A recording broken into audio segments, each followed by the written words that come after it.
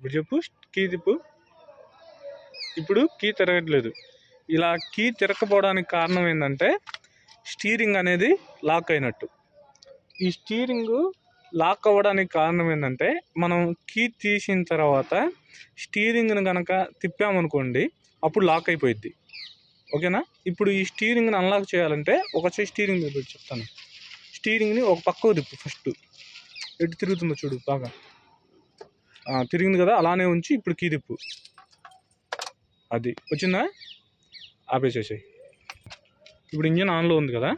ఇప్పుడు ఒక స్టెప్ తిప్పండి కీని వెనక్కి. ఇప్పుడు ఇంజన్ ఆగిపోయిద్ది.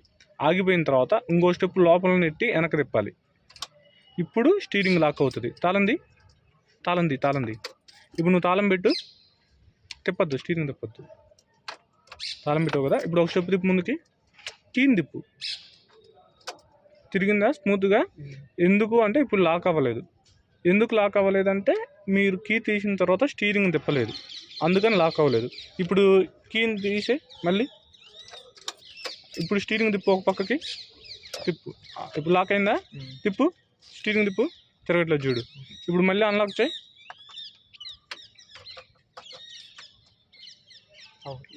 ఇందాకట్లాగా అయిందా? గుడ్.